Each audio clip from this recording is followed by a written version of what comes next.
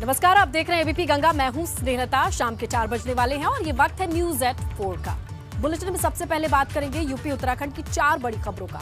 4 तस्वीरों के जरिए दिखाते हैं कि यूपी उत्तराखंड में आज क्या हलचल है। सबसे पहली खबर ये है कि यूपी में कल से नाइट कर्फ्यू लगाने की घोषणा कर दी गई है। मतलब कल रात से घर से निकलने से पहले नियमों को जरूर जान लीजिएगा। वहीं दूसरी बड़ी खबर है अयोध्या से जुड़ी, जहां आज सीएम योगी आदित्यनाथ पहुंचे थे, रामलला के दर्शन किए, कई सौगातें भी दी। तीसरी बड़ी खबर उत्तराखंड कांग्रेस से जुड़ी हुई है, जहां हरीश रावत के ट्वीट पर आज दिल्ली में डैमेज कंट्रोल की कोशिशें हुई हैं। बैठक के बाद यह संदेश देने की कोशिश की गई कि उत्तराखंड कांग्रेस में ऑल इज वेल है। चौथी खबर की बात कर ले तो कानपुर से इत्र कारोबारी से जुड़ी ये अपडेट है कि छापेमारी में 150 करोड़ कैश मिलने की बात कही जा रही है। इसके अलावा प्रदेश से जुड़ी अन्य बड़ी खबरों पर भी इस बुलेटिन में नजर रहेगी।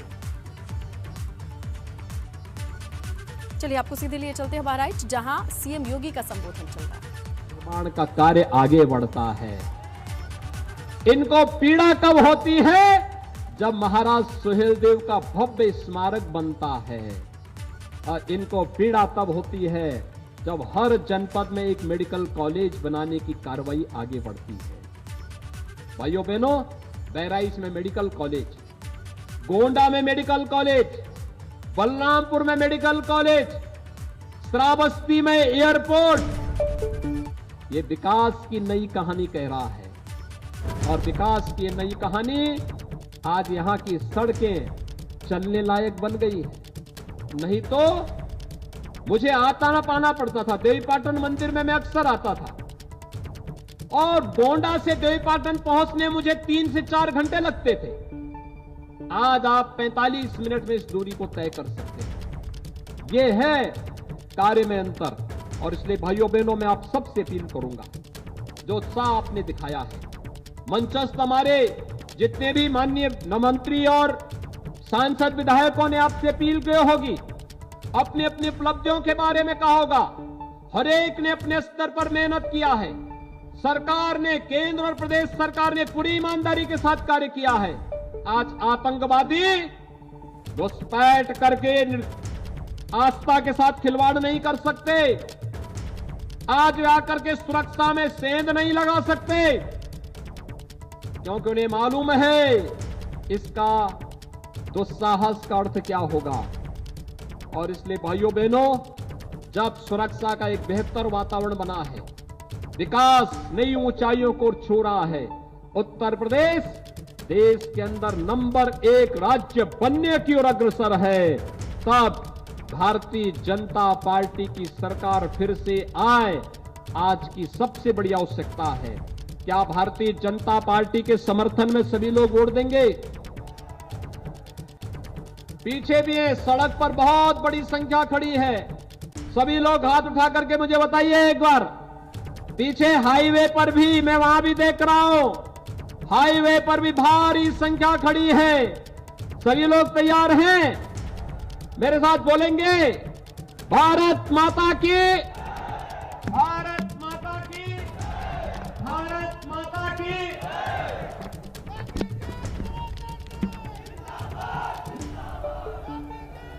भारत माता की। तो इस रैली में आप देख सकते हैं, सुन सकते हैं किस तरीके से भारत माता की जय के नारे के साथ अपना संबोधन समाप्त किया है।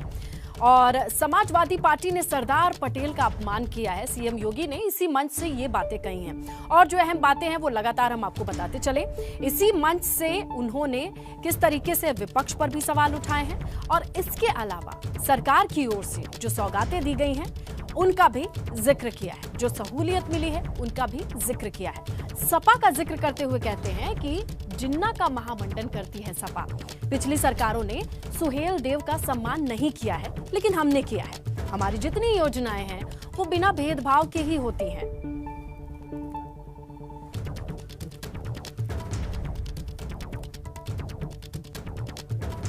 सियासत की करते हैं उस खबर की जिसने 72 घंटे से उत्तराखंड कांग्रेस में संग्राम खड़ा करके रखा था। बुधवार को दून से शुरू हुए संग्राम पर आज दिल्ली में बड़ा मंथन हुआ है। इस मंथन के बाद कांग्रेस के शीर्ष नेतृत्व की एक बैठक हुई और इसके बाद हरीश रावत बाहर निकले। और जब वो बाहर निकले तो उन्होंने बड़ा बयान दिया। उन्होंने कहा कि मैं उत्तराखंड कैंपेन को, चुनाव को लीड करूंगा, मैं प्रचार समिति का अध्यक्ष बना रहूंगा। हालांकि सीएम कौन होगा ये बाद में तय किया जाएगा। उन्होंने ये भी भरोसा जताया कि चुनाव में सब सहयोग करेंगे। हरीश रावत के बयान के बाद कयास ये लगाए जा रहे हैं कि दून का विवाद दिल्ली में सुलझा लिया गया है। तो 72 घंटे से जो उत्तराखंड की सियासत में कांग्रेस को लेकर बातें चल रही थी, उसको अब विराम लगाता है ये बयान। सुनिए आप।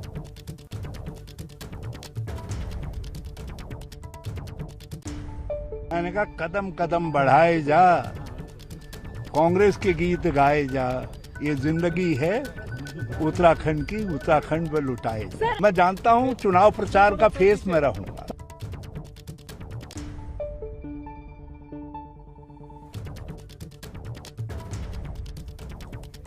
तो ये बड़ा बयान था और इसी एक लाइन से पहले अब तक कयास लगाए जा रहे थे कि क्या उत्तराखंड कांग्रेस में चीजें ठीक चल रही हैं, क्या कोई मनमुटाव है कि नहीं।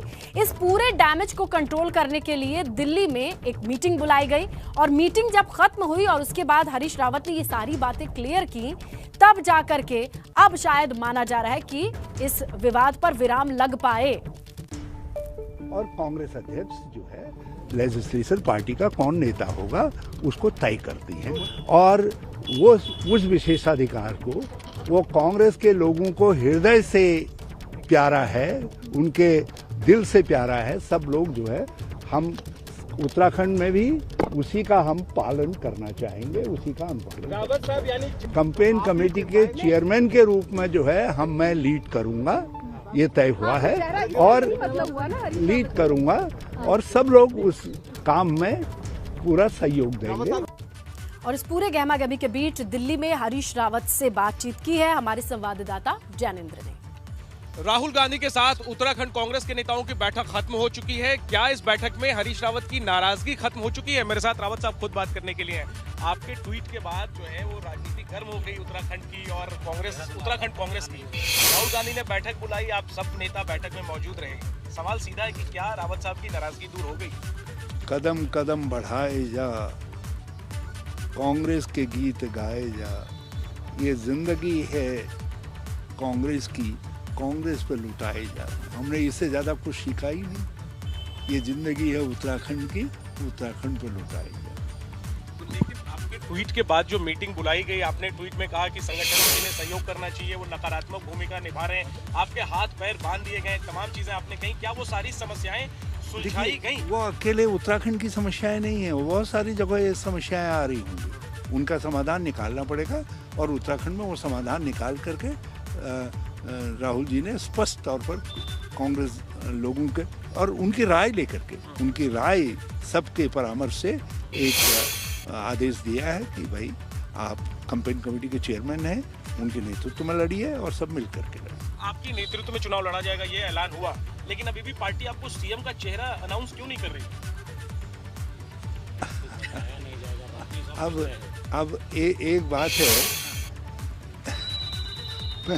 मैं कुछ आगे कहूँ तो, मगर आप भी अपना कर्तव्य पूरा कर रहे हैं, बाल की खाल नोच रहे हैं, तो बाल की खाल नोच रहे हैं तो मैं आपका तो मेरा जवाब है कि कांग्रेस का एक प्यारा प्यारा ट्रेडिशन है कि हम जब जीत के आते हैं तो प्रस्ताव करते हैं, कांग्रेस अध्यक्ष हमारी सामूहिक विश्वास के प्रतीक है और वो हमारा मुख्यमंत्री तय कर दे, और हम उत्तराखंड में भी उस प्यारे प्यारे ट्रेडिशन का पालन करें। रावत साहब, लेकिन तमाम सर्वे में, एबीपी न्यूज का भी सर्वे जो आ रहा है, हर सर्वे में आप सीएम की पहली पसंद है। फिर पार्टी के सामने क्या धर्म संकट है कि हरीश रावत को सीएम का चेहरा अनाउंस नहीं कर रहे? आप एक बात रखिए, कांग्रेस इस सिद्धांत को जानती है कि दुल्हन वही जो पिया मन भावे। आखिरी में पूछूंगा, आपको विश्वास है आपके नेतृत्व में चुनाव लड़ा जाएगा, चुनाव के बाद आपको मुख्यमंत्री बनाया जाएगा, ये विश्वास है? देखो, मुझ जैसे लोगों की कामना कांग्रेस जीते ये है, इससे आगे का काम कांग्रेस को देखना। आपके संन्यास की जो कयास चल रहे थे, संन्यास के कयास, अब इन कयासों पर विराम लगा रहे हैं आप? यदि निगेटिव चीजें जो हैं उन चीजों के खिलाफ मेरा संन्यास था, यदि पॉजिटिविटी है सब में, तो फिर संन्यास का क्या मतलब है? सब पॉजिटिव है, वही पूछ रहा हूँ, क्योंकि उत्तराखंड की जनता आपको सुन रही है। अब उत्तराखंड की जनता आपको सुन रही है, वही पूछ रहा हूँ, सब अब सकारात्मक है? मैं उम्मीद करता हूँ सब सकारात्मक आप रहेंगे। खुश हैं? मैं सकारात्मक रहेंगे, क्योंकि कुछ लोग जो कहते थे कि हमारी बारी 2022 नहीं 2027 में आ जाएगी, हमको 2022 चाहिए नहीं, अब सब यदि साथ लगेंगे तो सब चीज़ें दूर हो जाएंगी। ये जो आपने निशाना साधा था कि मगरमच्छ और हाथ पैर बांध दिए, अब आपके हाथ पैर खुले हैं, आप आजाद महसूस कर रहे हैं इस मीटिंग के बाद या नहीं? मगरमच्छ तो आज भी हैं, कौन है? और बल्कि इस बार ज़्यादा बड़े दांतों के साथ भेजेंगे। कौन है वो मगरमच्छ? आप सब जानते हैं, आपकी पार्टी? सीबीआई ईडी मैंने लिखा है सत्ता के मगरमच्छ करके। मेरे ट्वीट को आप ठीक से पढ़िए, और उसमें बिल्कुल लिखा है। हाँ, आज पाँव जो बांधने वाली बात मैंने कही, तो मैंने लीडरशिप के सामने सारी चीजें स्पष्ट कर दी। आप आजाद होके तैर पाएंगे? इसके बाद उन हर्डल्स को दूर करना लीडरशिप की। हो गया वो हर्डल दूर, वही पूछ रहा हूँ कि अब आप तैर पाएंगे? कहा है लीडरशिप ने होना चाहिए दूर। आखिरी में कैप्टन अमरिंदर सिंह ने कहा आपको, आप पर तंज कसते हुए कि जैसा बोओगे वैसा पाओगे, उनको कुछ जवाब देंगे आप? वो देखो, इस उम्र में थोड़ी खीज निकालने के लिए यदि अमरिंदर सिंह जी ने कोई ट्वीट कर दिया, तो मैं कहना चाहूँगा, you are my old friend, thank you very much. तो हमारे एक्सक्लूसिव इंटरव्यू में बड़ी बेबाकी से बहुत सारी बातें कह गए हैं हरीश रावत, लेकिन अब इसके मायने क्या निकलते हैं और उत्तराखंड की खासकर कांग्रेस की राजनीति किधर जा रही है, समझने की कोशिश करेंगे। ब्यूरो चीफ अजित राठी हमारे साथ जुड़े हैं और उनसे जानकारी लेंगे। अजित जी, ये जो एक्सक्लूसिव इंटरव्यू हमारे पास है, इसे सुन करके बहुत सारी चीजें निकल करके सामने आ रही हैं। कौन कौन से बुलेट पॉइंट आपने एक्सट्रैक्ट किए हैं, दर्शकों को बताइए।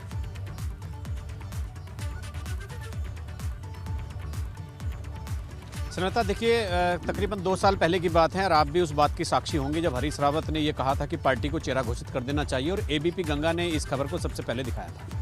उसके बाद उनके तमाम समर्थकों ने एक ये मुहिम चलाकर कि पार्टी को चेहरा घोषित करना चाहिए, पार्टी के ऊपर बहुत जबरदस्त दबाव बना था। और एबीपी गंगा के दर्शकों को भी ये याद होगा कि 2 साल से जो मुहिम जो चली आ रही थी, उसमें जब निर्णय लेने का वक्त आया तो जितनी भी कमेटियां बनाई गई थी, तो हरीश रावत के समर्थक उसमें मैक्सिमम रखे गए। हरीश रावत खुद चुनाव प्रचार समिति के यानी कैंपेन कमेटी के चेयरमैन बनाए गए। तो कैंपेन कमेटी किसी भी स्टेट में चुनाव से पहले सबसे महत्वपूर्ण एक बॉडी होती है।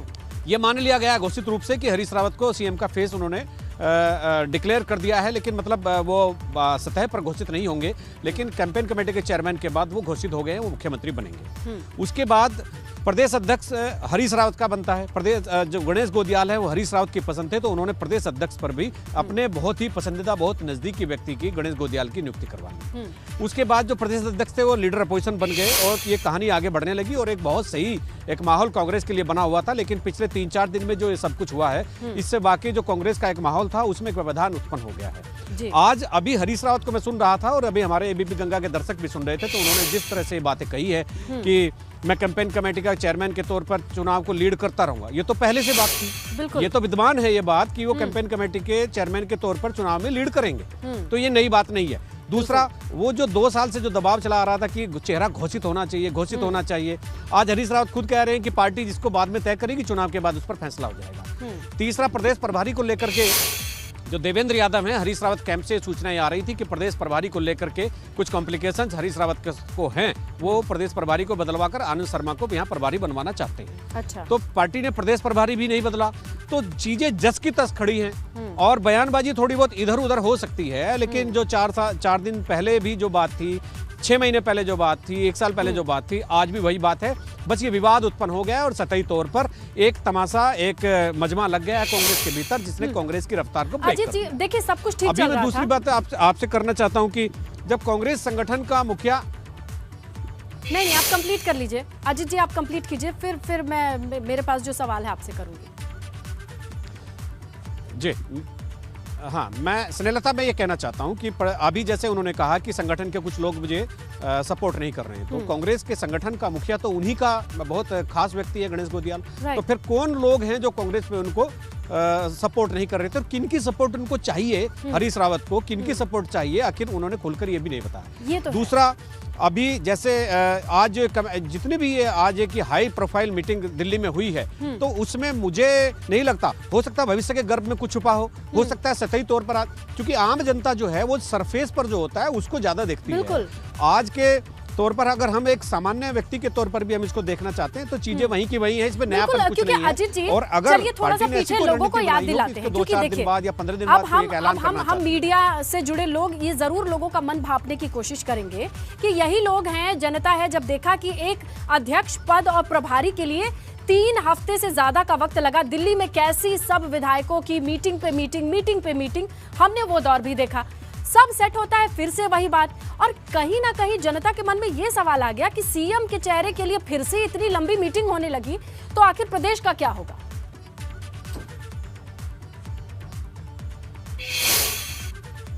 बिल्कुल आपने सही कहा। और आपको याद होगा कि वो 45 दिन से भी ज्यादा उस समय लगा था यहाँ का प्रदेश अध्यक्ष और लीडर अपोजिशन तय होने में। और पंजाब के साथ साथ जो पंजाब का जो ट्रबल चल रहा था उसके साथ साथ उत्तराखंड का ट्रबल शुरू हो गया था और हरीश रावत और तमाम बड़े नेता दिल्ली में रहे। 45 दिन एक एक्सरसाइज चली और उसके बाद ये नतीजा हुआ कि हरीश रावत कैंपेन कमेटी के चेयरमैन होंगे और ये सब चीजें, ये ओहदेदारों को इनको बदल दिया गया है, इसके पास ये जिम्मेदारी होगी, इसके पास ये जिम्मेदारी होगी। आज की स्थिति में वह पार्टी वही है, सब कुछ वही है। और एक नया ड्रामा आज देहरादून कांग्रेस का जो हेडक्वार्टर है स्टेट का, वहां पर हो जाता है और आरोप ये लगाया जा रहा है कि हरीश रावत के समर्थकों ने एक प्रीतम सिंह जो लीडर अपोजिशन है और उसके एक समर्थक हैं राजेंद्र शाह, उनकी पिटाई कर दी है। बहुत तरीके से उनका वीडियो भी वायरल हो रहा है। तो ये जो है दिल्ली में भले ही मामला निपट गया, लेकिन यहाँ एक नया मुकदमा कहती है कि चीजें वहीं सर्कल बैक होके पहुंची हैं। आगे क्या होगा अब इस पर निगाहें रहेंगी। लेकिन धन कुबेर इत्र कारोबारी से जुड़ी बड़ी अपडेट आपको देते हैं और छापेमारी से जुड़ी जो अपडेट आ रही है, यहाँ पर कारोबारी के बेटे को हिरासत में लिया गया है और अभी भी नोटों की गिनती चल रही है। सोचिए आप, नोट ले जाने के लिए गाड़ी बुलाई गई है।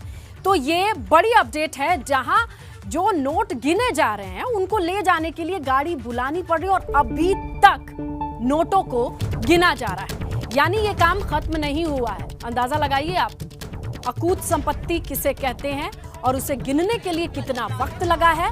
और एक और जो अपडेट है, कारोबारी का बेटा वो भी हिरासत में लिया गया है। नोटों की गिनती जारी है।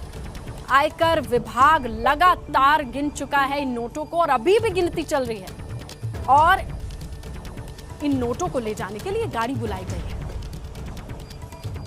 ये बड़ी अपडेट है। हालांकि यहां इत्र कारोबारी का बेटा अब हिरासत में लिया जा चुका है। बाकी तस्वीरें आपके सामने हैं। लगातार इन तस्वीरों पर बात चल रही है और इस पूरे प्रकरण से जुड़ी जो ताजा अपडेट है वो ये है कि नोटों की गिनती अभी तक चल रही है। यानी नोट गिने नहीं गए हैं, मशीन से गिने जा रहे हैं, बावजूद इसके वक्त लग रहा है। समझ रहे हैं आप?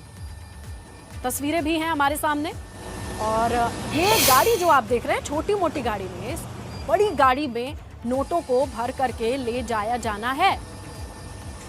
ये देखिए। बाकी अभी क्या चल रहा है रतीश से जानते हैं, फोन लाइन पर वो मौजूद हैं। रतीश, अभी भी गिना जा रहा है और कितना वक्त लग जाएगा इन नोटों को गिनने में? बिल्कुल आपने सुनील साहब सही कहा, ये अकूत संपत्ति है और अकूत संपत्ति में संपत्ति खत्म नहीं हो रही है। 150 करोड़ का मामला सामने आ चुका है और इसी की काउंटिंग चल रही है।